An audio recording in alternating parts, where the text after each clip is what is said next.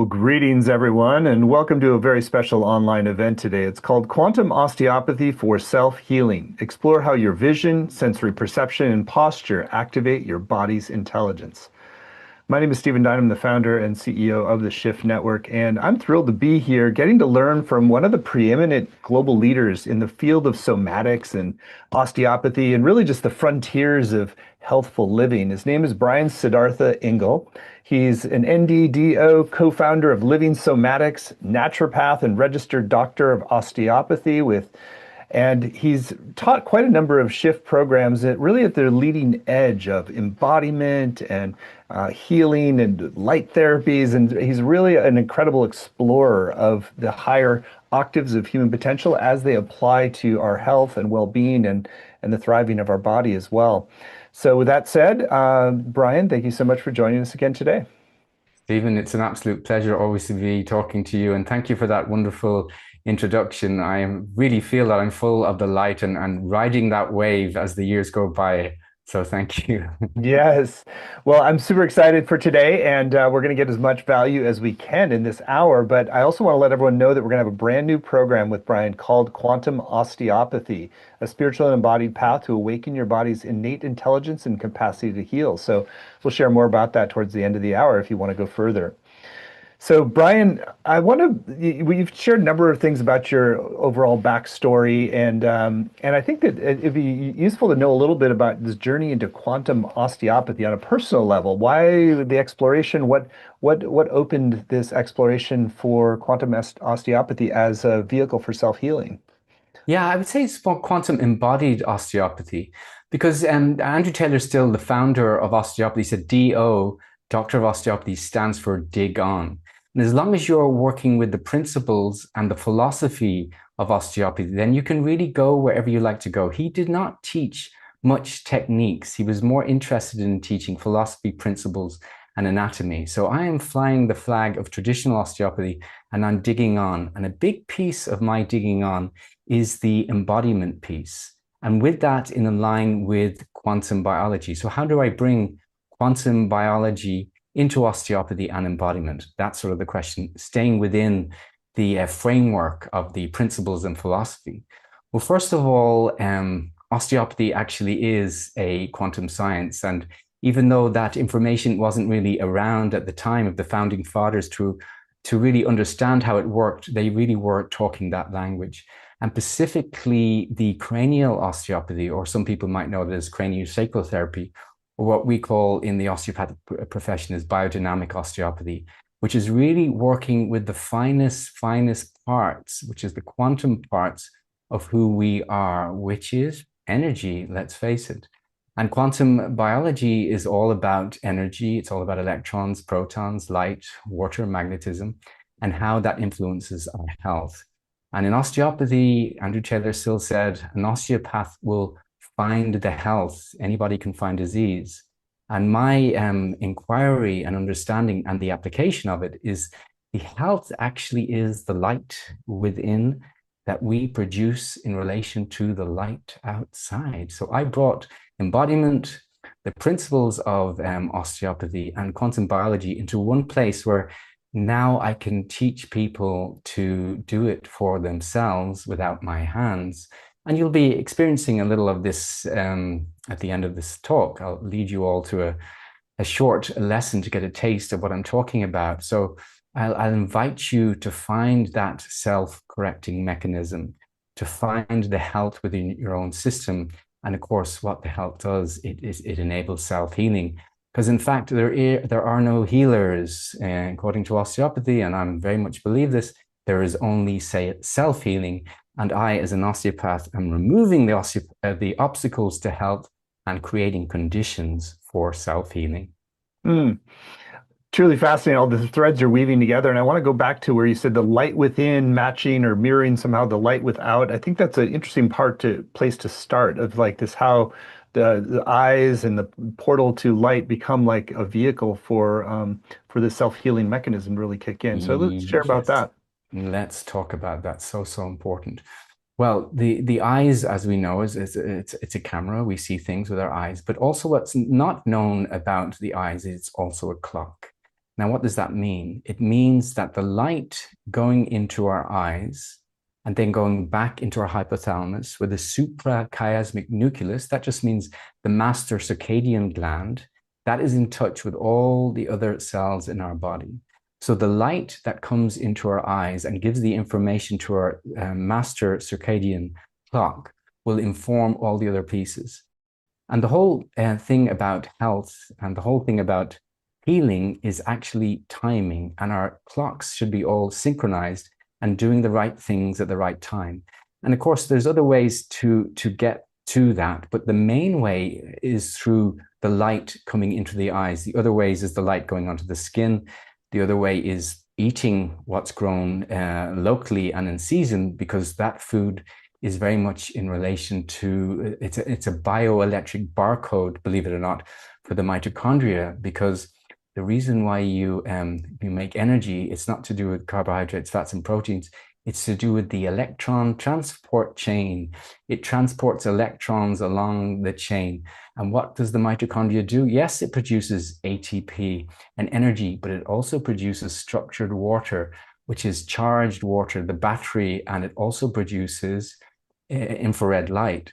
And it's the light that's coming into the eyes and the light that we absorb through our skin that sets our old clocks and enables us to produce our own light, which is the way that we heal, and it's the way that we communicate. We are beings that absorb light and we emit light, and we use that light as a source of energy through the structured water that the mitochondria produces. Fascinating insights. And yeah, so runs a little counter to a lot of the sort of fear of too much UV exposure now, and that's sort of like the resisting sort of getting too much sun, if you will. That's that's a big issue. But you know what? All the science supports what I'm saying. There was one study done with a huge cohort of Swedish people in the north of Europe, and they don't get much UV light there. And they found that those who got more light, and the more they were exposed to it, they lived a lot longer. And those who didn't get exposed to light, it was the equivalent of smoking 20 cigarettes a day. All the science points towards that. Now, I'm not saying, go to the equator if you live in the north and just sit out in the sun all day. Not at all, not at all. There's a way of doing it to build up your sun callus. And if I could just say one thing, just two things to enable these clocks to come into synchrony and do what they're meant to, then the system on a cellular level to do what it's meant to do on the level of healing and health.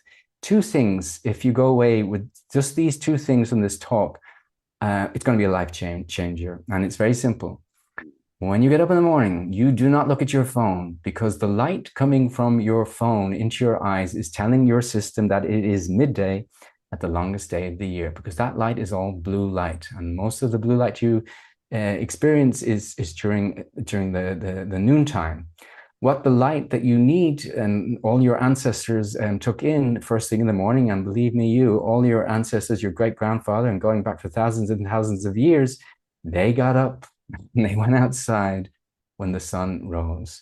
So to get that red light in the morning is the way that we set our suprachiasmatic nucleus and all our cellular clocks. That is paramount. If you're not doing that, and it doesn't mean it has to be, the sun doesn't have to be shining. You just have to be in that morning light. And if you can have your feet on the ground, that would be ideal. And a minimum 10, 15 minutes. Get out into the morning light. And the second thing, we're still on the light story, because the light is coupled with darkness. It gets the light is just the absence of darkness. Naturally, it's going to be dark. The light comes along and darkness vanishes. We must be with the dark when the sun sets. Do not be on your phone. Well, you can be on your phone, but if you're going to get into regulating your system and finding joy and health and longevity, embrace the dark and be with only candlelight, or you can be with a red light with a red bulb, but the light should be below your eye level, because again, before the electric light bulb came, we were looking at candles and we were looking at fires, and that was all below our eye level. Now, if you do these two things, be with the morning light and don't be with the blue light from your phone or your camera or TVs, and be with the dark, you are going to experience extraordinary benefits. And the first thing is you will go to bed in the winter times coming for the Northern Hemisphere, and the sun is not really there in the night. It's sort of getting dark in a lot of places at around 6 o'clock or even earlier in Scandinavia. You will find that you will start getting sleepy at 8 o'clock, and you'll be fast asleep at 9 o'clock. And then you'll have like a 9 hour sleep before you get up to be outside with the morning light. Those two things are a massive game changer. And that is all in relation to the eyes as a clock and how it affects all our other cellular clocks.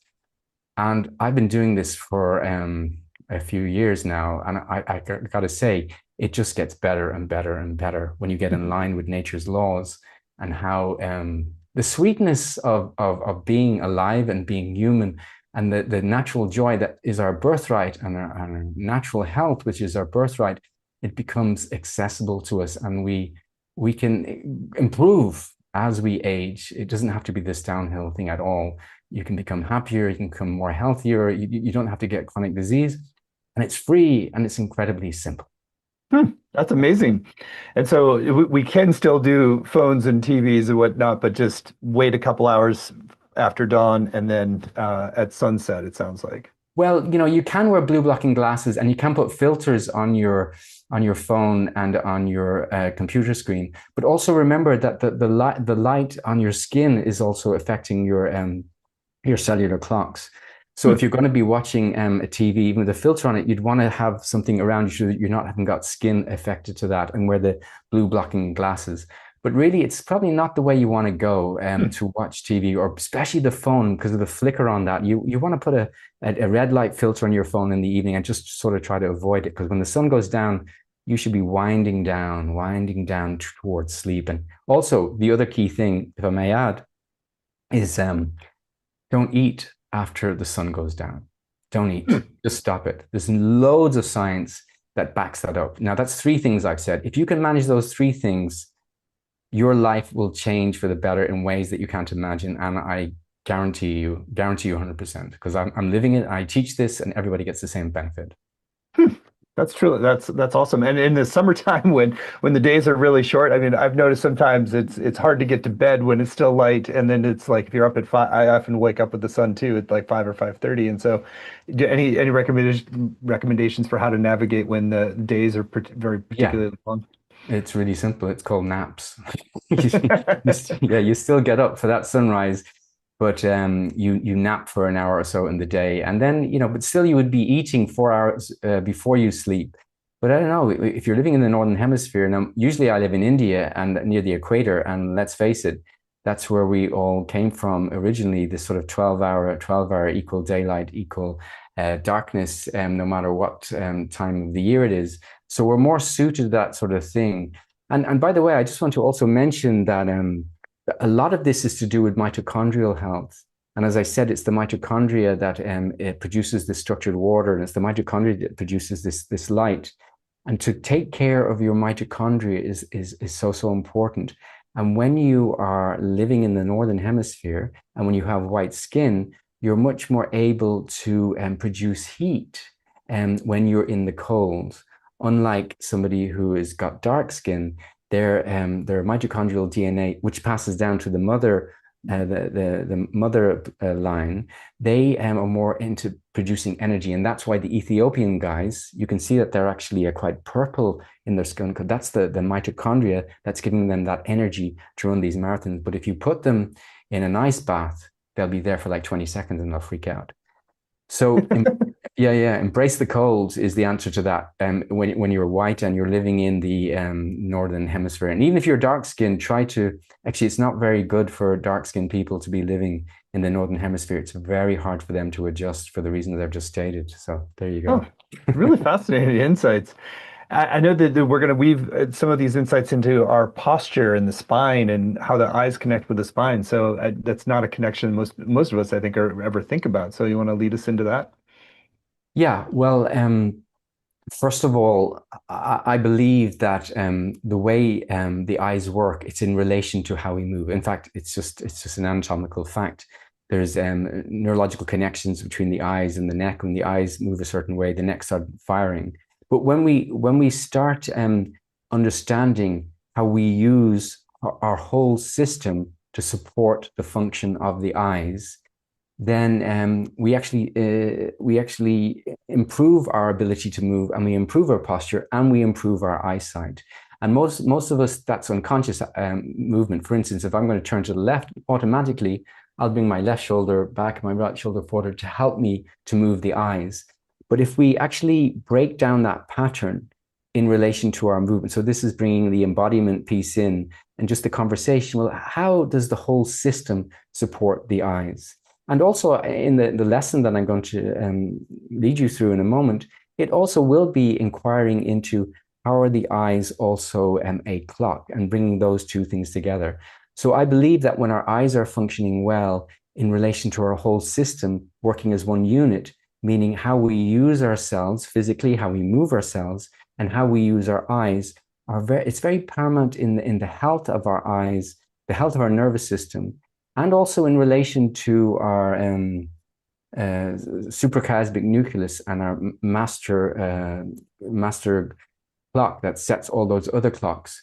So there's a lot in this, but there's not much knowledge or emphasis is put on these things. But I do believe that the future, that's where it goes, because at the moment, the whole thing about health, it's like diet and exercise. And while those two things are important, from my point of view now, it is way down the list.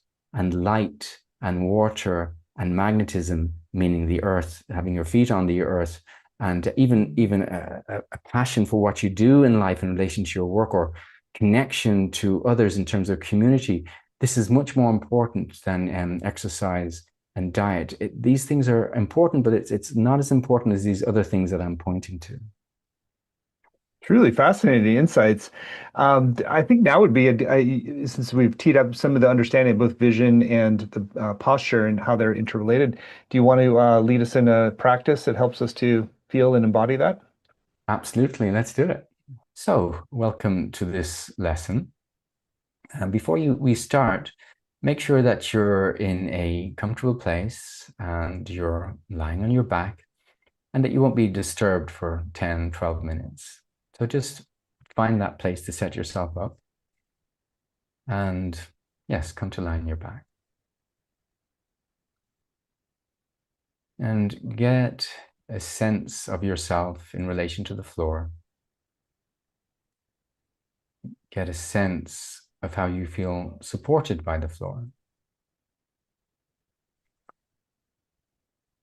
Get a sense of the contact of the whole of you in relation to the contact of the floor. How does gravity work through you? Weight, contact, sensation.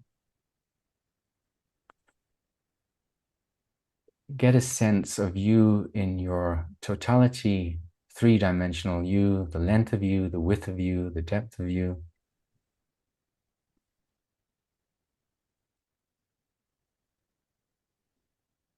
Allow your breath to just soften a little. Breathe to the nose.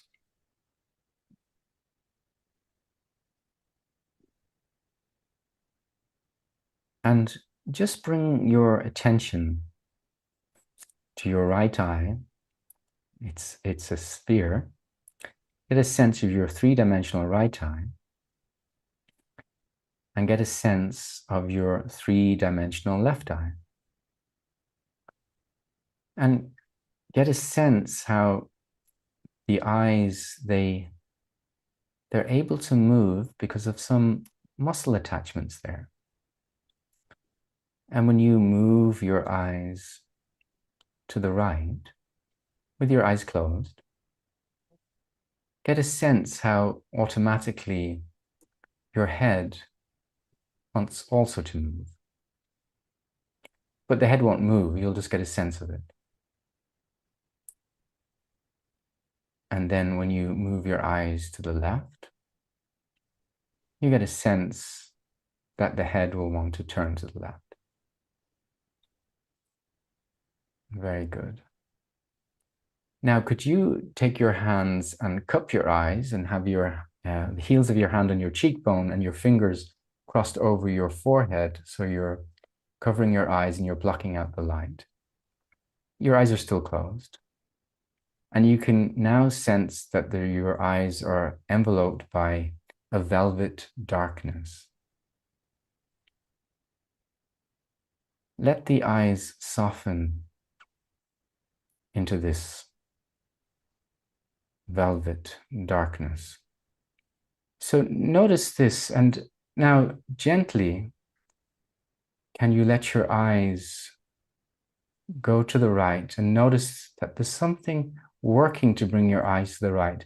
And this time, move your head slightly to the right with your hands. And then bring your eyes back to center. And the head comes back to center. And you can move the head to the center. Yes. Do that a couple of times and get a sense that the movement of the head turning, even though you're passively moving your neck, is helping your eyes turn to the right.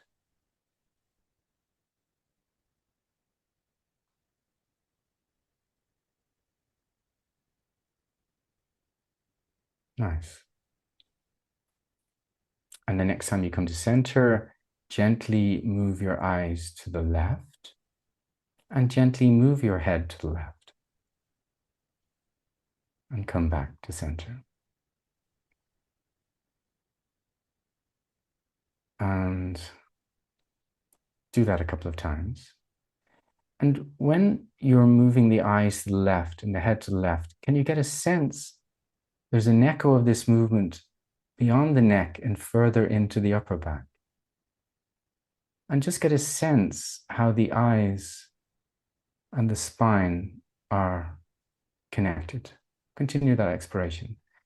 And when you go to center, now turn your eyes to the right. And just continue exploring this very, very small movement and how the eyes, the neck, and the spine are talking to each other.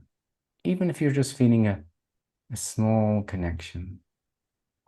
It doesn't matter if it's just a hint of an echo of something in your spine as the head turns and the eyes turn. Very nice. Good. And leave that. Come to center. Take your arms alongside you and rest. Yes. And notice now that somehow the eyes seem a little bit softer. And the system has shifted into a place of deeper rest, or what I like to call a deeper neutral. Because when the eyes are more soft, the whole system is more soft. And just bend your right knee, put your right foot standing. And gently, as you press that right foot into the floor, and the right knee moves away from you, and the right hip comes off the floor, and the left hip comes heavy, and notice that the head will turn to the right, and let the eyes, keep your eyes closed, and let the eyes turn to the right. And then slowly release. Slowly let that right hemipelvis, or the right hip, come back to the floor as the head and eyes come to neutral.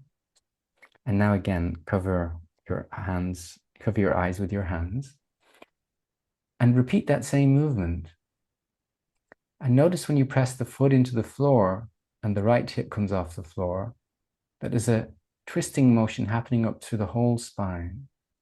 And the head is turning in this opposite direction. So this spiral happening.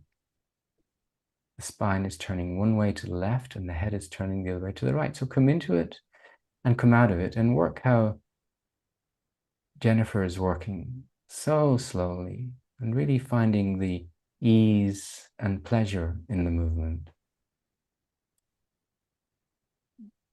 Explore this. Press the foot in turn the pelvis to the left, let the eyes go to the right, and get a sense of how somehow even the right foot is supporting the movements of the eyes to the right.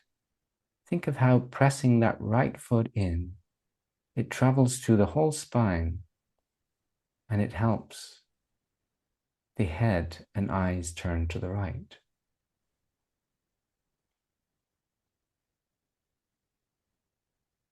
Very nice. Less is more in this work. You don't have to do big movement. You don't have to do a lot of repetitions. It's just a matter about being delicate, being slow, and just making connections with curiosity. Good.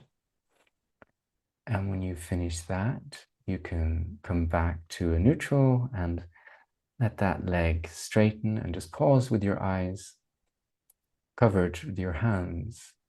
And notice that this velvet darkness is soothing the spherical eyeballs, the king on the right, the queen on the left. Think of the right eye as the king, the left eye as the queen, and the whole rest of the system is serving your eyes. Let the whole system support your eyes.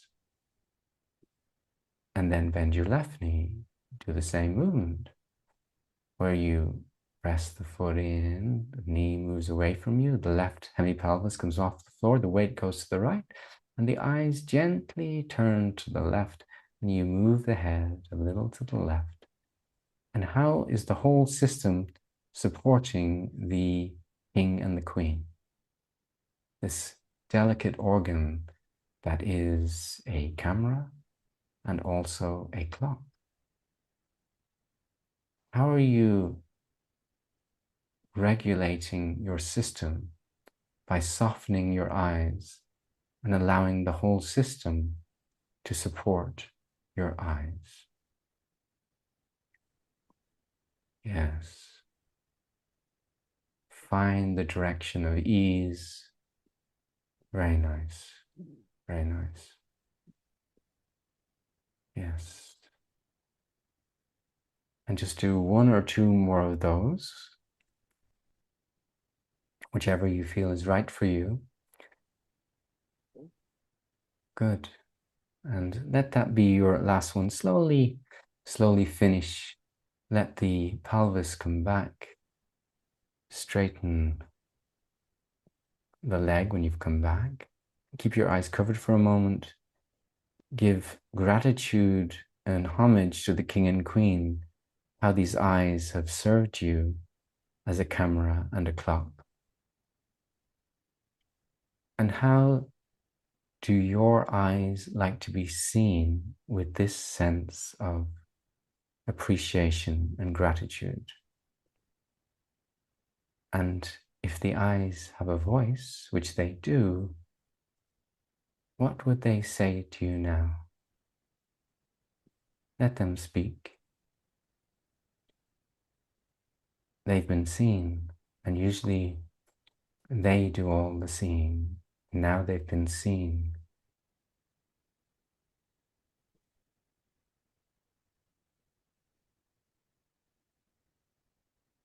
And gently let your hands come alongside you. Notice the changes in your system. Come to your midline, the front of your spine, and get a sense of the eyes sitting on top of your midline. And see how the eyes have become soft, the spine has become soft, and your whole system has become soft. And just ask yourself the question internally, where is the health? And let the body give the answer. How do you know you're alive?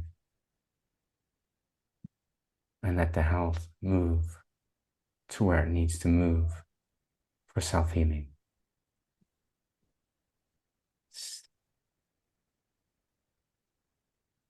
Let this inquiry continue throughout your day. And before you sleep at night, do something similar that you remember from this lesson. And just before you sleep, ask that question: where is the health? And the health will be working with you all night. Thank you. Thank you. Hmm. Such a powerful inquiry, the where is the health of just it sort of concretizes it instead of an abstraction. It's like an energetic life force that's moving through us. Yes. Yes, that same life force that grew and developed us in utero is still at work healing us now. It's always there, even in a place where we're not feeling so well. The health is always there. So if we can find it and allow it to do its work, that's the actually work that I'm doing a lot in this upcoming course that I'm going to teach, this 7-week course around quantum osteopathy and embodiment. And there's different pieces of that which enable us to come deep into the health and the embodiment of the health. It's almost, the course I would say is almost like a self-treatment. It's like you'll have these recordings of 7 very special self-treatments, and some of them are very specific to certain parts. One of them is all about where the head meets the atlas of the first cervical vertebrae, and the second, the upper complex in the neck is what we call it. And a lot of problems happen through there. So we deal with that junction point. Another lesson is working with the midline and in relation to what we call the tides from the biodynamic osteopathic concept, or the craniosacral impulse, the cranial rhythms, and there's slower tides in that, which is an expression of the health or the breath of life. And these osteopaths, the founders of osteopathy and the students of the founder, they're deeply spiritual men, and they refer to the health as the breath of life, which actually is a biblical term. And Andrew Taylor Still said when he looks in the eyes of his patients, he sees God in their eyes, and he sees the master mechanic. He saw Hmm. the health, he saw the spirit, he saw the soul, and that's what he was working with. Yes. Hmm. So in many ways, health is the embodiment of the master mechanic of the creator, it sounds like. Yes, that's right. That's right. That's really beautiful. Well, we share a little bit more about, so we're getting all these threads weaving together, and a little bit about how the sort of the harmonization of your circadian rhythms can create like more coherence throughout your whole system. Yes. You know, I have been doing this sort of biodynamic cranial osteopathy for a long time, and I was always reluctant to teach it. And then when I started teaching circadian and quantum biology to my students, they became very much aligned with nature, which is the same nature within them. And it was on this particular course where I started teaching this and doing some hands-on sort of clinical stuff too. And then I got the information that now I was ready to teach it because the students were able to take the information because they were aligned with nature on the outside, and they were qualified to find this same nature or the health within the students that they were working with. So the more that we're aligned with the outside energies, with the earth, with the light, with and mitochondrial health, which is also in relation to the outside, then the more the potency of the health can show itself within us. This is a very, very important piece. And of course, those osteopaths in the past, they didn't have to deal with all the things that we're dealing with now, all the non-native electromagnetic energy, all the LED lights, all the sort of fast-paced life, the nightlife. There was no nightlife, you know, it's much more simple then. So we have Mm, to really dig on and find out what are these obstacles to the health. And a large part of that is being out of tune with our master clock and our cellular clocks. It's just the communication isn't happening. And that is what's causing this big, big chronic disease problem at a much younger age now, especially in the United States and also in the cities. It's happening a lot less in rural societies because they're still in hmm. touch with the nature's laws. Yes. Hmm. Those are some really interesting insights about, so often we're looking for other causes, but the harmonization of our system through natural relationship with light is such an important part that we often overlook. What are the Yeah, I would also just want to ask a little bit about the process of gaining more embodied awareness, because a lot of your work is this sort of much deeper sensory relationship with our whole body and system, like you're doing with the eyes, the king and the queen, and so we kind of get more connected again with our somatic awareness, and maybe share a little bit about that process and why it's so important. Yeah. Well, I've developed this formula for self-healing, and one of the things that I said that was so important is embodiment. And of course, embodiment means our proprioception and our interoception. And proprioception is our felt sense of how we move ourselves, and our interoception is just our felt sense of how we feel, actually, sort of emotional intelligence. And lo and behold, quite recently, I saw this study that showed the more proprioception you had available to you, the less pain you have. Hmm. So it really, really helps in the health, the potency of the health showing itself the more we embodied we are. And that piece wasn't really there and is not there with osteopaths. They don't understand that the somatic learning, embodied learning, is a big part in relation to healing. And that's the digging on that I've done in relation to osteopathy, embodiment and the epigenetic factors, the environmental factors, how we can harness those forces and enable the clocks to spin in the right direction, the mitochondria to really work well, to produce enough structured water, to produce enough light, so that this communication can happen. And it really, really does work, and it's incredibly simple. Hmm. Hmm. And finally, let's link this back again to the whole questions around posture and how the way we hold ourselves and move is connected with the sort of activation of the light and the mitochondria and the sensory perception. Yes, well, I mean, the whole thing about how we move and posture is very much in relation to communication through our nervous system and also the light within us too, because we are quantum beings, we are quantum light beings. So it's not only the nervous system that enables us to communicate, it's the light, which is much, much faster.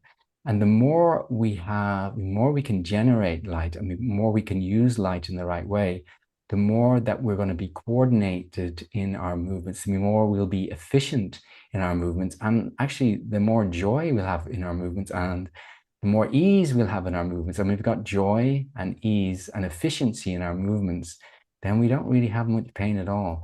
And one of the main problems in our Western lifestyle is two main problems. One is a deep unhappiness of the soul, and that's why we've had this opioid crisis, which actually comes along at the same time where the blue light story, LED lights and phones and computers, which is actually making us deeply unhappy and not being able to find ease and freedom of movement. And we go on this downhill spiral where we have aches and pains and we take painkillers and we're unhappy. And then we've got this health crisis, a mental health crisis, and a back pain thing that's happening everywhere. It's just so easily addressed with the right understanding. So I'm all about teaching the right understanding, and then it's up to you if you want to apply those teachings to your life to get the benefits. Well, let's talk a little bit more about your upcoming course, since it's a really unique opportunity to learn from you all you've harvested in your decades of exploration and study and practice in these fields. And so we're really excited that Brian has agreed to teach this brand new program. It's called Quantum Osteopathy, a spiritual and embodied path to awaken your body's innate intelligence and capacity to heal. You can find it at the URL quantumselfhealing.com, quantumselfhealing.com. This is a 7-week program. There are no prerequisites. It's just if you're intuitively called to explore further and then apply these benefits in your life. And so, Brian, I'd love for you to share in your own words, what are some of your intentions for what people will walk away with, and then let's go through the modules, give a preview of what's coming. Yeah, I think I mentioned it a little earlier. My intention is that they'll have a series of lessons that they can just use at any time, depending on their needs. And those lessons are very much directed to embodying the health and allowing the self-correcting mechanism to really come into the forefront so that self-healing can take place. And we do that through teachings, and we do that through quantum embodied osteopathic lessons, which involves introspection, similar to what I did there in that lesson I taught, but going a little bit deeper into the qualities of the health and the breath of life and the groundswell of stillness and how it expresses itself. Mm-hmm. Great. Well, it sounds absolutely fantastic. So, module one in this program is going to focus on discover the self-healing intelligence called the health through a philosophy and practice of osteopathy and somatic education. Yes, so we'll get into really the principles and the philosophy that Andrew Taylor still laid down, and an introduction to what the health is and how to find it. And also in relation to the principles of somatic education and how there's an overlap and there's some new ideas come in with the somatic model, which is still in line with the principles in philosophy. Module two, restore coherence and nervous system regulation through the spine and upper cervical complex. Yes, key area, as I've mentioned. So we're going to get into the spine. We're going to look at the junction points of where the spine meets the pelvis and the junction points of where the head meets the neck, and to release those areas through a very detailed lesson. That's a beautiful one to free the neck. Module three, attune to your body's subtle rhythms to access the health and experience the breath of life flowing through your tissues. That's right. So the breath of life is the health, and the health expresses itself in different ways in what we call the tides. And we have these different rates of tide. So I'll introduce you to those tides, the cranial rhythmic impulse, the mid tide and the long tide, and the groundswell of stillness that is really the core axis. And it does come from the axis, it comes from the midline. So to embody this and to go through a lesson of as if you were going through to a cranial osteopath, but somehow you'll be doing it for yourself as I lead you through that process. Module four, harmonize inertial fulcrums, spinal centers in the autonomic nervous system dissolve emotional stagnation that leads to physical pain and disease. Right. So these inertial fulcrums are stuck energy points. It could be in the tissue, it could be in the fluids, it could be in the potency or an energy point. And what we do is they've got stuck into this pattern that was useful in the beginning, but it hasn't really been able to release. So we'll locate those fulcrums through this introspective inquiry, to this movement, and we release them. And we'll also work with the spinal centers around the autonomic nervous system. And osteopaths used to work with all disease process, not just with back pain and musculoskeletal disease, and they'd work with the spine in relation to the organs and the organs in relation to the spine. So again, it's almost like you're getting a traditional osteopathic treatment through these spinal centers, through the autonomic nerve system, and regulate it yourself with my instruction. Module five, sense the radiant qualities of cerebrospinal fluid to activate greater light, potency, and healing. Yes, the cerebral spinal fluid is the sacred fluid. It is the fluid that carries the light. And that, of course, is not just in the brain and around the spinal cord. It actually goes through the whole nervous system and actually throughout the whole body. And the fluid within the fascia is very, very similar to this. So we'll be exploring in detail the function of cerebral spinal fluid and its application in relation to another class to go into the third ventricle, the cavity within the brain, the cave of Brahman, where this cerebral spinal fluid is this very key point in our system to unravel that and go into a deep place of stillness. Module six, engage the pelvic fulcrum to adapt to stress and reclaim health in the spine. Yes, one of the big issues with non-specific low back pain, that means back pain without any pathology behind it, is sacroiliac pain, where the sacrum, the triangular bone at the base of our spine, meets the pelvis. In this class, you will go through a deep treatment for yourself that leads you to improve the function of the sacroiliac joints. And we'll look at how stress is one of the major causes of ill health and also of physical pain. And finally, module seven, apply osteopathic principles of self-healing to remove obstacles to the health and restore harmony. Yes, this is a beautiful module because we're going to really look at the origin of low back pain and embracing the key osteopathic concept around the key lesion. What is the key cause of the presenting issue, which can be physical? For instance, if you get into an accident, it's a physical problem. Whether it be emotional, and who are you in conflict with? What is it that's really ailing you in life? What is the key stress on an emotional level or a psychological level that hasn't really been resolved? Or indeed, the third lesion could be epigenetics or energetic in relation to the environment, the things that I spoke of earlier. And the fourth one being spiritual in the sense that you're not aligned with your really your key calling and what you want to do. So we'll be looking at all of that in that final class. Well, what a uniquely beautiful program that really brings so many threads together in a very powerful way. And again, there's more detail on the URL quantumselfhealing.com. So if you choose to move forward with Brian, you're going to get not only those 7 90-minute live sessions, which includes time to ask your questions and do interactive practices live. You also get recordings of every session, both video and audio, which are super helpful to go back to and study and work with some of the key practices again. You'll have word-for-word transcripts for every class. There are weekly exercise and practices. There's a community group to support you and deepen your experience, as well as make connections around the world. There's also small group time to connect with other participants. And on the page at quantumselfhealing.com, you'll also see there are a number of extra bonuses that Brian has been very generous in adding. There's a audio meditation called Settling into Stillness. You want to share a little bit more about that?